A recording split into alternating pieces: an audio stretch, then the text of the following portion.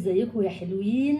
كل سنة وانتم طيبين. احنا في العشرة الاواخر من شهر رمضان. النهاردة هنعمل بخور حلو جدا اسمه بخور البلور. هنعمله من المستكة، وطبعا دي المستكة بتاعة البخور مش المستكة الغذائي. طبعا المستكة الغذائي حاجة تانية خالص وغالية جدا. بصوا ده شكل بخور المستكة، بتجيبوه من عند العطار. استخدمت بالظبط 250 جرام. وهضيف عليهم 25 جرام من المسك، برضو جايبه من عند العطار. انا بضيف المسك لان المسك يعتبر مثبت للرائحة. هاخد المكونين دول على النار في حلة على النار، وبعد كده هقول لكم بقية الخطوات. الاول هفضي كده في الحله، هفضي المستكه بتاعتي، وهضيف عليهم ال 25 جرام 25 جرام مسك، يعني يعتبر 10% من قيمه المستكه. وهقلبهم على بعض كده تقليبه، وهاخدهم بقى على نار بسيطه يدوبوا. مش هقلبهم تاني ابدا لغايه لما يدوبوا تماما.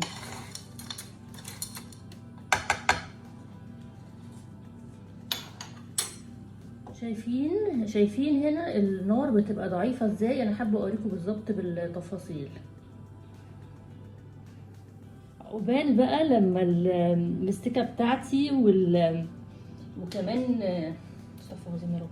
تعالوا نحضر مع بعض الخليط العطري اللي هنضيفه على المستكة والمسك لما يدوبوا. اول حاجة انا هضيف عطر المسك. انا مجموع العطور بتاعتي عايزاها 25 جرام، ليكي حرية الاختيار طبعا في الخلطة بتاعة العطور اللي انت نفسك تعمليها. انا بحب ريحة المسك زي ما قلت لكم، لان هو يعتبر مثبت للروايح، وكمان بيدي ريحة نظافة كده حلوة للبيت قوي. فانا هضيف منه الكمية الاكبر، هخليه 15 جرام. انا هنا بضيف العطور بنسبة 10% من قيمة من قيمة المستكة. انتوا عارفين طبعا ان انا بحب قوي ان انا اضيف عطور بزيادة. عامة بحب روائح العطر جدا. وده هنا انا معايا عود ابيض، هضيف منه 10 جرام. كده المجموع بتاعي بيكر ده 25 جرام. ممكن ازود تنتوفة كده، ميجراش حاجة. ولما المستكة والمسك بتاعي يدوبوا تماما هضيف بقى الخليط ده. شايفين هنا ابتدى يدوب كده من الحواف، هسيبه برضو لغاية لما يدوب تماما.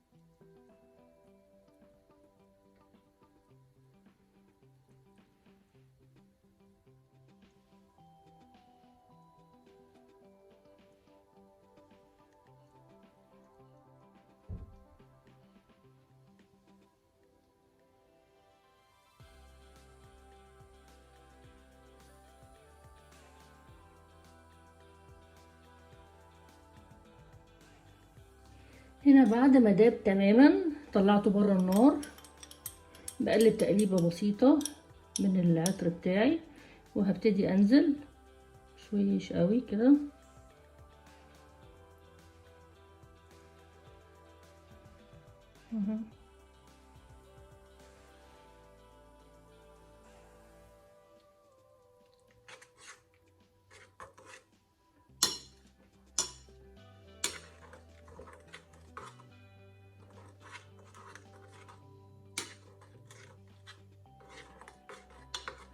انا مش بقدر استنى لغايه لما يبرد، لان لو استنيت لغايه لما يبرد هيرجع تاني يجمد تاني بسرعه.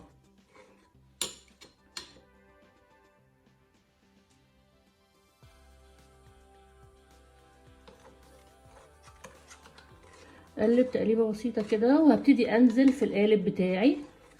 بستعمل قالب شوكولاته او قالب صابون صغير، اي قالب سيليكون.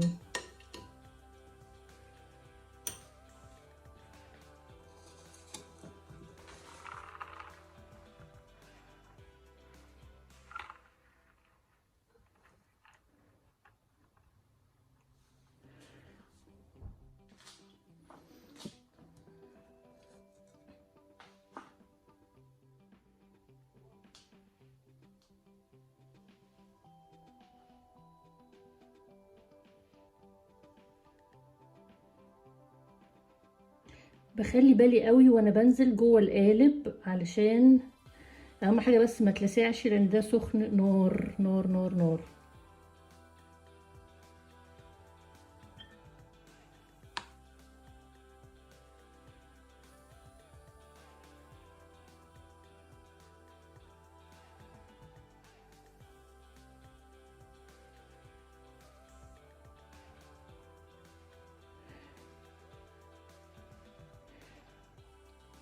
هسيبه طبعا يبرد تماما براحته، قبل عشان يمسك ساعة ساعتين 3 مفيش مشكلة خالص.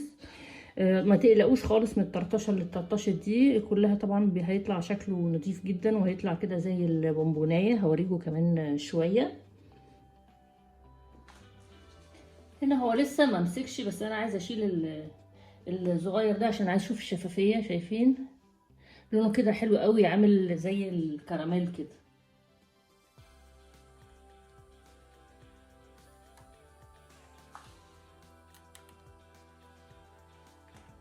عشان كده بيسموه بخور البلور، وريحته جميلة جدا وسهلة قوي. وعلى فكرة يعني مشروع جميل، يعني حلو قوي. يعني لو حد عايز يعمل حاجة ويبيعها كبرودكت، يعني حلو قوي.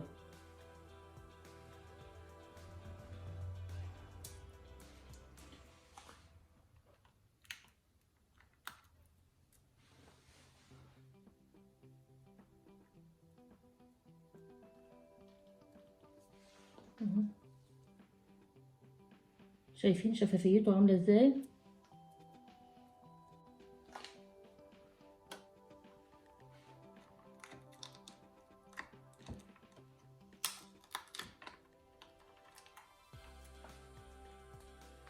شايفين دي واحدة ما كانتش مليانة على الاخر فنشفت بسرعة.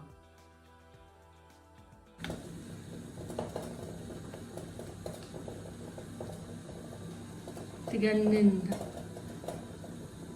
زي حتة التوفي، حتة البونبوناية، حاجة كده يعني.